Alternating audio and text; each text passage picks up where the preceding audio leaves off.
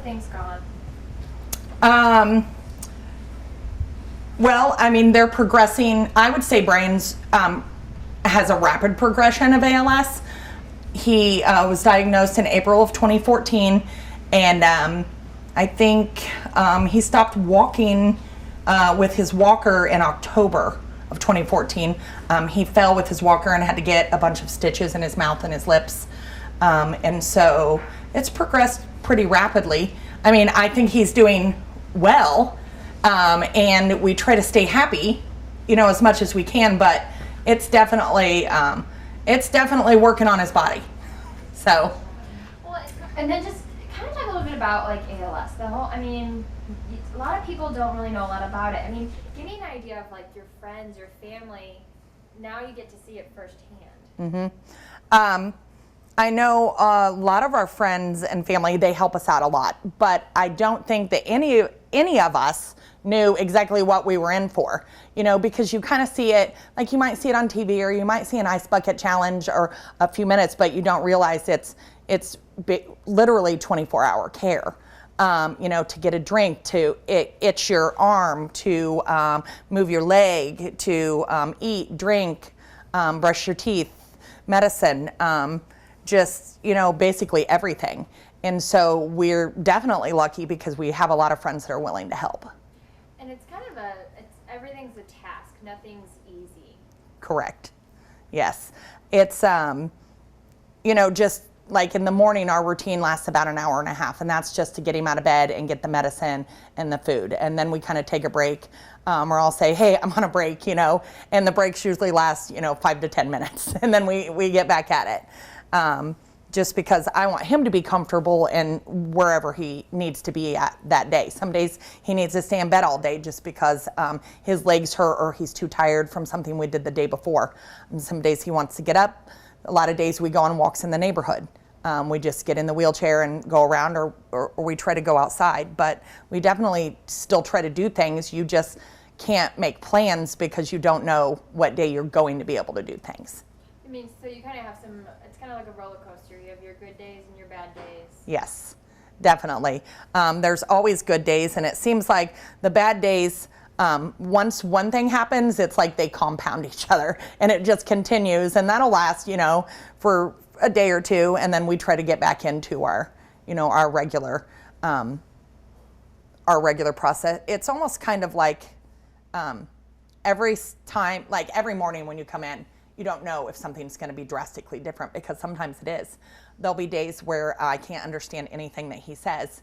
And there's days where he's well rested and I can understand him. It's almost like, I hate to compare it to this, but like when you have your child and you can understand them, but nobody else can, that's kind of the language we have. But we have a pretty good, I can tell if he wants a drink if he's looking over in the direction. And sometimes people are like, how did you know I wanted that? I'm like, that's just what we do. Well, it's your relationship. You guys just are like this, so it kind of gives people an idea of, you spend this much time together, you're kind of have your own little code system, right? We do. We kind of have a secret language, and it's funny sometimes because I have monitors in every room of the house. So if I leave the room, he can always get a hold of me, either with his alarm on his speech device or just by, making a noise. And when I'll be in the other room, and sometimes I'm like waiting for him to do that. And if he has his speech device, he'll text me. And he'll be like, hey, I need a drink. And it's weird because I'm like, and it's funny because he did that to my sister and he did that to Amber the other day too. They were staying with him and they were doing some laundry. They always try to help me out and do things like that when they're here. And he was texting them like, hey, I need a drink, or hey, can you get me some tuna from Subway, or something like that. But he's pretty funny most of the time. Just shoot him a, hey, what's up? Yeah. In the other room. Yeah.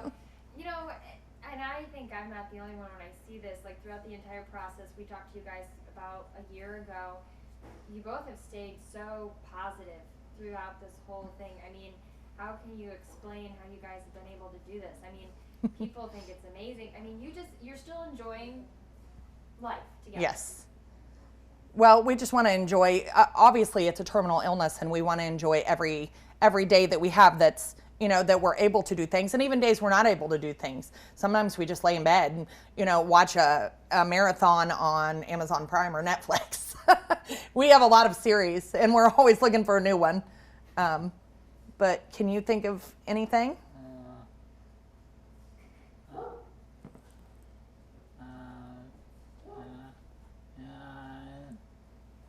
Because of God? Yeah, because of God. We pray a lot, and he does Bible study every Thursday, and scriptures, and I'll look at him sometimes, I'll be like, are you asleep? And he'll go, no, I'm praying. And I'm like, oh, sorry. But yeah, God definitely helps us a lot. I would say that you guys were just a loving, strong couple. I mean, would you say that just your love for each other? I mean, that's the big one too. I think anybody can see that coming from you guys. I kind of like him. No, yeah, absolutely. And I think that, I know this is going to sound strange, but I think sometimes that we're lucky because we get to spend all this time together.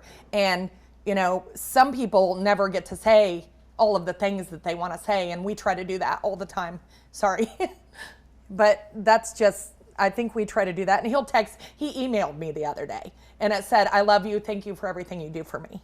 And so then I had to go in the other room and cry for like 20 minutes and then come back. But yeah, but we don't always have good days. We really don't, but we try to.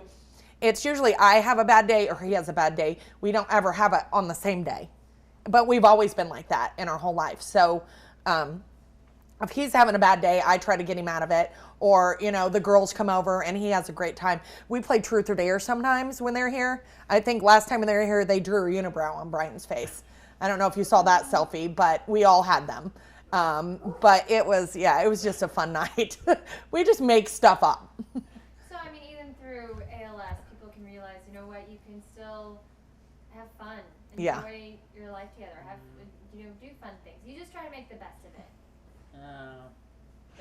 I mean, obviously, he's getting worse, and everyone can see that. But you always hope that it'll stall out or something like that. And I think sometimes we get on that pattern, and then when you see something, it kind of snaps you back into reality.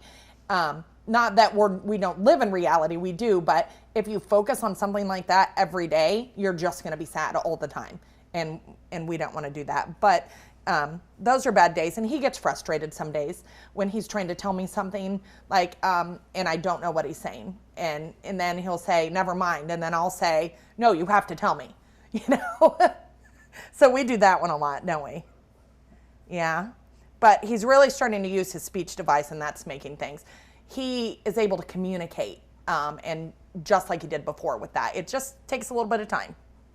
And I have to ask you, Danielle, this is new to you too. I mean, obviously this is extremely hard on you, Brian. Like, you're the one who's going through it, but just as his wife, you're kind of along for the ride also. Yeah. I have bad days sometimes. I have a lot of dreams. Sometimes they're good, sometimes they're not good. But I just come in every day, and I don't keep things from him. I'll walk in and say, hey, I'm having a really bad day today, so we've got to do something to change it. And he'll do the same thing to me, but it's pretty devastating just to watch. I think to watch anybody do it, especially your husband. So I'll watch videos sometimes where he could do things, and it's weird because his voice, this is the voice that I know. And so when I hear that, I'm like, I don't even remember that. Do you do the same thing? Yeah. So this is how I remember him talking, not how he did before. Mm-hmm.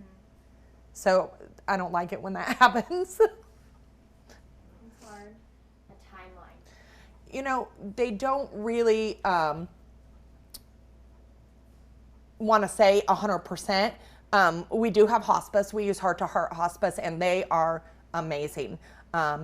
He has an aide that comes in 3 days a week that helps us with showers and things like that. And they're kind of best friends now. And any day that I know that Rachel's coming, I know Brian's going to laugh. And it's weird because when people were saying, oh, you should do hospice, you should do hospice. To me, it was, oh, you're going to die. That's what it means. And that's absolutely not what it is at all. It's everybody's so friendly and so upbeat, and they just want to make sure that Brian's happy and I'm happy and our whole family. It's not just about him. It's kind of about everybody. So we use that. But when you are on hospice, obviously the end result is death. And, they expect, the life expectancy for ALS is anywhere from 2 to 5 years. And, his 2 years will be in April, of next year. So, we just don't know, and we don't try to, think about that all the time, but it's definitely sooner rather than later, I would imagine.